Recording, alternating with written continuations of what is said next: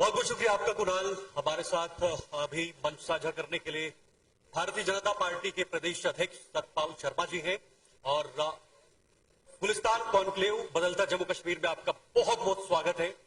मेरा जो पहला सवाल था मैं उसी पे आना चाहता था, लेकिन मुझे पहला सवाल थोड़ा सा बदलना पड़ रहा है सर। वो इसलिए क्योंकि अभी अभी सजाद साहब यहां पर बैठे थे, उन्होंने कहा कि कुछ नफरत भरे शब्द हैं, दो प्यार के शब्द होने चाहिए, बस दो प्यार के शब्द।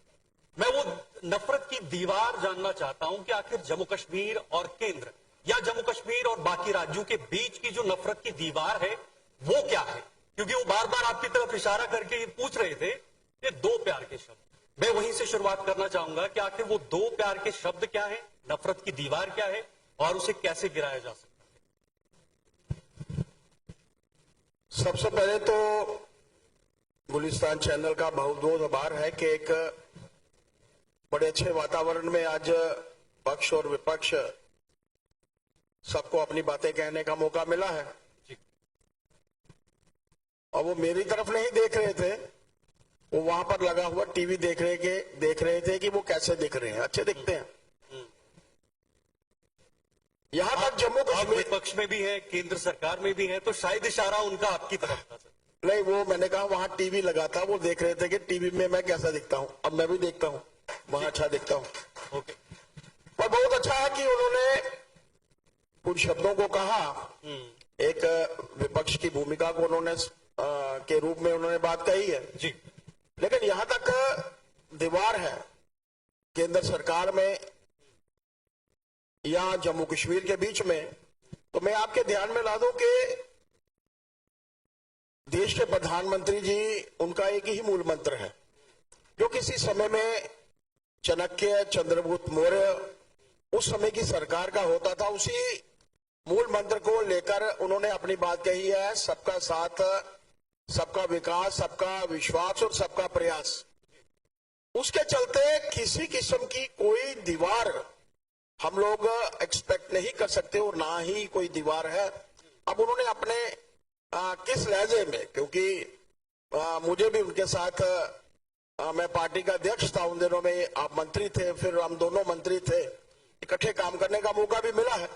अब उन्होंने किस मंशा से बात कही है मैं नहीं बता सकता, ठीक है, लेकिन हमेशा से उन्होंने एक पॉजिटिव लहजे में ही जो बात जो है वो कही। ठीक है, मैं आगे बढ़ता हूं।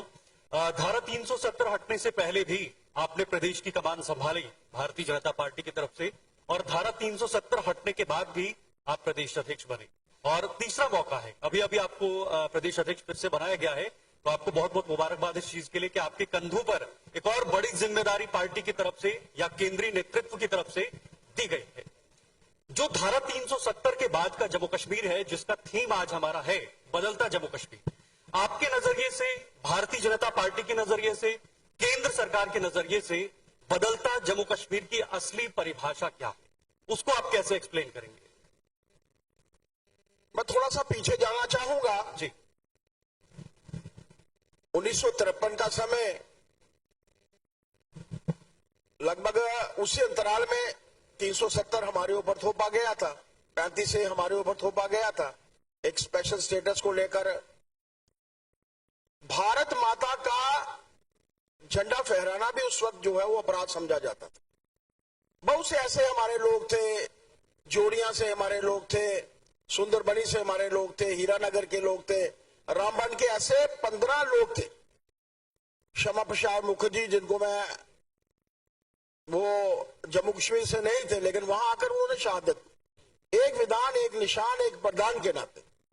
और वो बीच का अंतराल जो हम लोगों ने 370 के लगते हुए देखा, 35 को लगते हुए देखा, और 370 हटने के बाद, 35 से हटने के बाद पूरे प्रदेश भर के वातावरण, आप लोग सोचिए कि 370 लगा होता था, 35 से लगा होता था, तो हमारी मातृशक्ति को यहां की प्रॉपर्टी का हक नहीं था, जिनकी शादी इस प्रदेश के बाहर होती थी। गोरखा समाज के लोग, जिन्हें महाराजा जी ने यहां पर लाया यहां के लोगों की सुरक्षा के लिए, उनको अपना वोट डालने का हक नहीं था, नौकरियां नहीं मिलती थी, वो कर सकते थे तो सिर्फ चौकीदारी कर सकते थे। गोरखा समाज के साथ साथ वाल्मीकि समाज के लोग थे, जिन्हें एक सफाई कर्मचारी के तौर पर महाराजा डे के समय लाया गया। हक मिल जाएगा, लेकिन हक नहीं मिला क्योंकि 370 यहां पर लगा था। उनको उनका हक 370 हटने के बाद मिला। और बड़ी बात ये थी कि पूरे भारतवर्ष में एक मूवी बनी थी 370 को, एक ऐसी डॉक्यूमेंट्री जिसमें बताया गया था कि दो बच्चियां, एक बच्ची बहन ने जो मुंबई में रहती थी वहां ली और वहां डॉक्टर बन गई। ठीक है, लेकिन दूसरी जो थी वहां, मैं ये इसलिए बता रहा हूं, वेस्टर्न पाकिस्तानी रिफ्यूजी, कभी आप लोगों ने इनका डर देखा हो? 370 हटने के बाद इनके साथ साथ जो वातावरण बना, आप देखिए उस समय के अंतराल में, जब हम लोग अपने जीडीपी की बात करते हैं कि प्रोफेशनल होने के नाते मैं वो बात करना चाहूंगा, 2018-19 में 1.60 लाख करोड़ रुपया हमारा, आंकड़ों की दृष्टि से अगर हम लोग बात करें तो हमारा जीडीपी था।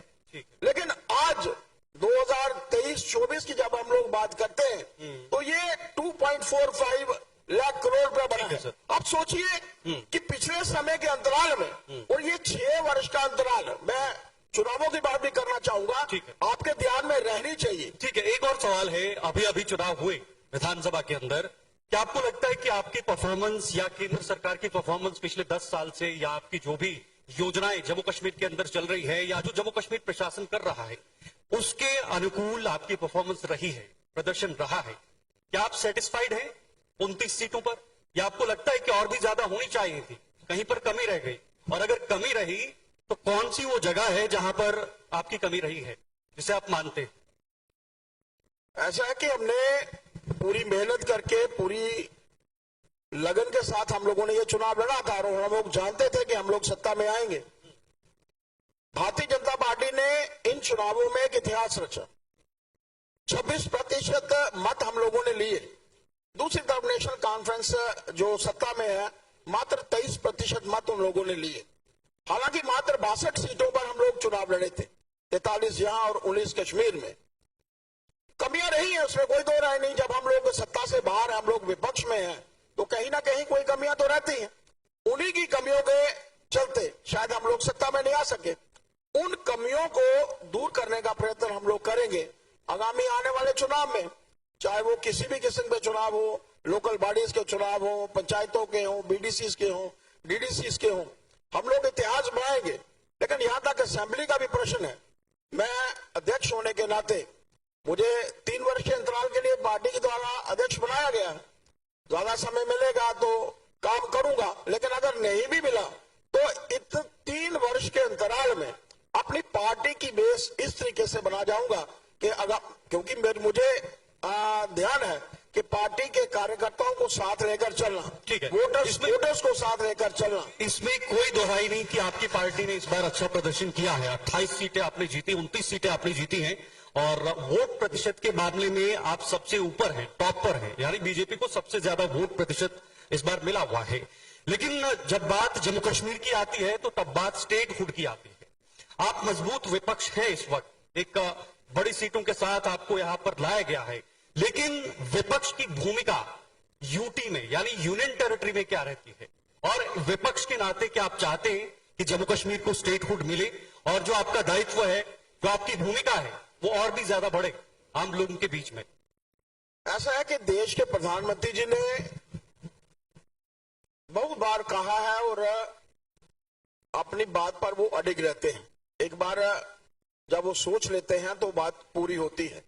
उन्होंने कहा है कि उचित समय जब आएगा स्टेटहुड जो है वो मिलेगी। होम मिनिस्टर साहब ने भी कहा है स्टेटहुड मिलेगी, तो हमें उचित समय का इंतजार करना चाहिए।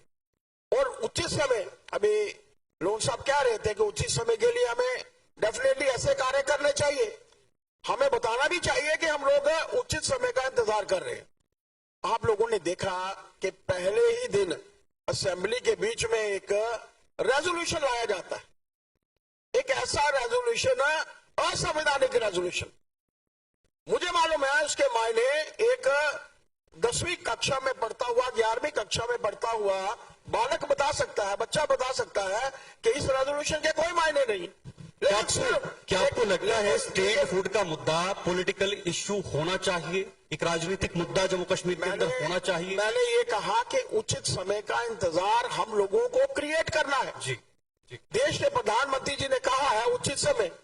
यहाँ पर यहाँ का वातावरण आप लोग देखिए ना कि जो चुनाव होते हैं उन चुनावों में किसी किस्म का कोई अनटूवर्ड इंसिडेंट नहीं होता। एक अच्छे वातावरण में चुनाव होते हैं। उचित समय का इंतजार हम लोग क्यों नहीं कर सकते? हम लोगों को समय मिला है। आपने मैंने सुबह से लेकर मुख्यमंत्री जी को भी टीवी के ऊपर सुना, उनके मंत्री भी बोल रहे थे, उनके बाकी तीनों मंत्री बोले। उन तीनों मंत्रियों ने कहा है कि 100 दिन के अंतराल में सरकार ने बहुत काम किए हैं जो पिछले 6 वर्ष की समय में भी नहीं हुए। आप सोचिए कि मंत्री कह रहे हैं कि हम लोगों ने बहुत काम किए हैं, लेकिन मुख्यमंत्री जी कह रहे हैं कि हमें पावर्स नहीं है। दिस इज द इंडिकेटिव कि शायद लाइजनिंग में कमी है।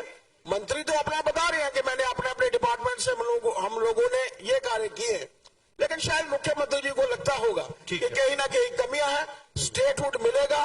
देश के प्रधानमंत्री जी की जो कमिटमेंट है, मुझे आज भी याद है जिन दिनों में पुलवामा अटैक हुआ था, राष्ट्रीय कार्यकारिणी में हम लोग कोचीन में थे। समुद्र के किनारे एक बड़ा भव्य कार्यक्रम था। देश के प्रधानमंत्री जी ने बड़े बुझे हुए शब्दों में वो उन दिनों स्पीच दी थी, लेकिन अंत में ये कहा था कि उनकी शहादत जो है वो बेकार नहीं जाएगी, और वो शहादत बेकार रहेगी। वहां पर इस तरीके से हमला होता है पीओके के उन क्षेत्रों में जो पाकिस्तान ऑक्युपाइड टेरिटरी थी, और वहां जाकर उन्होंने बदल लिया। और आप सोच सकते हैं अगर उनकी कमिटमेंट है तो वो कमिटमेंट पर खड़े उतरे। ठीक है, एक और सवाल मेरा है, आप प्रदेश अध्यक्ष हैं तो पूरी पार्टी की, पूरे संगठन की जिम्मेदारी आपके कंधों पर है, तो क्या सतपाल शर्मा का विजन 2029 के लिए अभी से तैयार हो गया है अपने माइंड के अंदर, अपने दिमाग के अंदर, कि जी हाँ 2029 के चुनाव होंगे तो भारतीय जनता पार्टी का ग्राफ और भी आगे बढ़ाना है, पीछे नहीं जाना है? तो उसके लिए क्या खास विजन है? संगठन को मजबूत करने के लिए क्या प्लानिंग है सतपाल शर्मा जी? पिछले चुनावों में 62 सीटों में हम लोगों ने चुनाव लड़ा, 43 जम्मू में और 19 कश्मीर में। पहला विजन तो मेरा यह है कि हम लोग चुनाव की तैयारी पूरी की पूरी 90 सीटों के ऊपर करेंगे। कम से कम किसी को ये कहने का मौका नहीं देंगे, क्योंकि इस बार चुनावों में वहां पॉलिटिकल पार्टियों ने कहा कोई हमारे साथ मिला है, किसी ने कहा कोई इनके साथ मिला है। अब एक दूसरे के ऊपर आरोप प्रत्यारोप, लेकिन मेरी बैकबोन जो है वो काडर है, मेरा कार्यकर्ता है। भारतीय जनता पार्टी एक काडर बेस्ड पार्टी है। जहां जहां भी हम लोग जीते हैं अपने कार्यकर्ताओं के कारण जीते हैं। अगर हम लोगों ने 29 सीटें ली, 26% मत लिया, तो वो कार्यकर्ताओं की बदौलत था। अच्छा, पंचायत और इन्हीं को लेकर हम लोग 2029 के चुनावों में एक इतिहास रचेंगे। भारतीय जनता पार्टी अपने बलबूते के ऊपर सरकार बने। पंचायत चुनाव और निकाय चुनाव सामने है, संभवतः बहुत जल्द पंचायत चुनाव और निकाय चुनाव हो सकते हैं। उसके लिए क्या प्लानिंग है बीजेपी की खासतौर पर? जम्मू में तो हमने पिछली बार भी 30 से ज्यादा लोकल बॉडीज के चुनाव जीते थे, पंचायतों के चुनाव। बहुत सी ऐसी पॉलिटिकल पार्टीज थी कश्मीर में जिन्होंने चुनावों का जो था वो बहिष्कार किया। मेरा मानना है इस बार नहीं करेंगे, इतनी समय तो उन पॉलिटिकल पार्टीज को है। यहां तक भारतीय जनता पार्टी का प्रश्न है, 3 डीडीसी सीटें हम लोगों ने कश्मीर में भी जीती थी, और यहां पर भी एक हम लोगों ने इतिहास बनाया था। भारतीय जनता पार्टी का कार्यकर्ता हम लोग, जैसे मैंने आपको पहले भी बताया कि हमारे कार्यकर्ता हमारी रीढ़ की हड्डी है। उन्हीं के चलते पार्टी जो है वो आगे बढ़ती है। उन्हीं को साथ लेकर सबका साथ, सबका विकास, सबका विश्वास और सबका प्रयास, ये कार्यकर्ताओं के ऊपर भी एप्लीकेबल है। उनके लिए भी वही लागू होता है। आम जनता के लिए तो सरकार द्वारा है, लेकिन मेरे द्वारा, पार्टी के कार्यकर्ताओं द्वारा भी यही मूल मंत्र है। इसी मूल मंत्र को लेकर भारतीय जनता पार्टी आगामी आने वाले लोकल बॉडीज के चुनाव, जब भी सरकार डिक्लेयर करती है, पंचायतों के चुनाव, बीडीसीज के चुनाव, डीडीसीज के चुनाव, सभी चुनावों को जीतने के लिए भारतीय जनता पार्टी तैयार है। और ये मान लीजिए कि इतिहास रचने में हम लोग कोई कमी नहीं जो है नहीं। लेकिन आपका जो विजन है, आपका जो नारा है, वो सबका साथ सबका विकास है। प्रधानमंत्री मोदी खुद इस बात का कई बार जिक्र भी कर चुके हैं। लेकिन जब बात जम्मू की आती है तो Bharatiya Janata party front foot पर खेल लेती है, लेकिन जब बात कश्मीर की आती है तो बीजेपी बैक फुट पर नजर आती है। वहां पर जो कमल का फूल है वो थोड़ा सा मुरझाया हुआ नजर आता है। कश्मीर को लेकर आपकी क्या रणनीति है आगे के लिए? और जो पिछले चुनाव हुए, गुरेज में आप दूसरे नंबर पर रहे और भी कई जगहों पर आपने अच्छे वोट्स लिए हैं, वो कितनी बड़ी उपलब्धि है भारतीय जनता पार्टी के लिए? दो ऐसे क्षेत्र हैं जहां पर बहुत मुश्किल होता था हम लोगों के लिए चुनाव लड़ना भी जीतना भी। हमारा जो कार्यकर्ता चुनाव लड़ता था रजौरी पुंछ वाले क्षेत्र में, उसको लगता था कि मैं 7वें नंबर पर आऊंगा, 8वें नंबर पर आऊंगा। वो कमी हम लोगों ने पूर्ण की है। हालांकि हम लोग उस क्षेत्र से मात्र 1 सीट जीत पाए। 1 सीट में हम लोग मात्र 1000 वोटों से हारे, लेकिन 2 लाख से ऊपर वोट वहां से हम लोगों ने लिए है। एक इतिहास रचा। थोड़ी कमियां रही, मैंने कहा कुछ कमियां रही हैं, लेकिन ये कमियां आगे रिपीट नहीं होगी। यहां तक प्रश्न कश्मीर का है। मात्र 19 सीटों पे हम लोग लड़े, 58,000 वोट हम लोगों ने लिए। किसी समय 5800 वोट आते थे। 2002 में भारतीय जनता पार्टी ने जम्मू कश्मीर में सिर्फ 1 सीट जीती थी। जुगल किशोर शर्मा जी जीते थे, आपके ध्यान में होगा। तो तब भी क्या हम लोग सोचते थे कि हम लोग पहले 11 पर पहुंचेंगे, फिर 25 पर पहुंचेंगे और 25 के बाद 29 पर पहुंचेंगे और 29 के बाद अगली बार हम लोग 49 पर पहुंचेंगे। ये टारगेट लेकर भारतीय जनता पार्टी जो है वो काम कर रही है और ये आगामी चुनावों में आप लोगों को रिजल्ट सामने नजर आएगा। कश्मीर में 19 सीटें हम लोगों ने पिछली बार लड़ी, लेकिन अगली बार एक छोटा सा सवाल और आखिरी सवाल, एक छोटा सा सवाल लूंगा। सुबह से कॉन्क्लेव चल रहा है, सीएम साहब यहां पर पहुंचे और बाकी मंत्री यहां पर पहुंचे, तमाम जितने भी कैबिनेट के लोग हैं वो यहां पर पहुंचे। हमारे जो कॉन्क्लेव के लाइव स्ट्रीमिंग में जो मैसेजेस कमेंट्स आ रहे हैं वो युवाओं के ज्यादातर आ रहे हैं। युवाओं के रोजगार के लिए, युवाओं को जो भ्रष्टाचार के मामले निकल कर आए, चाहे वो कई ऐसे मामले, फायर एंड सर्विसेज का मामला हो, बाकी अलग अलग मामले हो। आप सरकार में तो नहीं है, लेकिन एक मजबूत विपक्ष में है। आप एक चेहरा है, आप एक प्रदेश अध्यक्ष है, पूरी पार्टी की कमान आप पर है, विपक्ष की कमान आप पर है। इन युवाओं का मसीहा कौन बनेगा जम्मू कश्मीर के अंदर? और विपक्ष के नाते युवाओं को रोजगार के लिए आप क्या करेंगे, क्या कदम है विपक्ष के नाते? ऐसा है कि कहीं ना कहीं कुछ वक्ताओं ने बात कही कि हम लोग गवर्नमेंट ऑर्गेनाइजेशन में जॉब को ही सिर्फ जॉब समझते हैं। देश के प्रधानमंत्री जी ने पार्टी के आह्वान के बाद, हमारे लोगों की रिप्रेजेंटेशन के बाद, एक इंडस्ट्रियल सेटअप की रिप्रेजेंटेशन के बाद 28,400 करोड़ रुपया यहां पर आवंटित किया था। लगभग 1.5 लाख करोड़ से भी ज्यादा प्रपोजल जो है वो जम्मू कश्मीर में आ चुके हैं। आप सोचिए जितनी इंडस्ट्री यहां पर लग रही है, उस इंडस्ट्री के माध्यम से भी मेजॉरिटी में हमारी नौजवान पीढ़ी जो है वो वहां एडजस्ट हो रही है।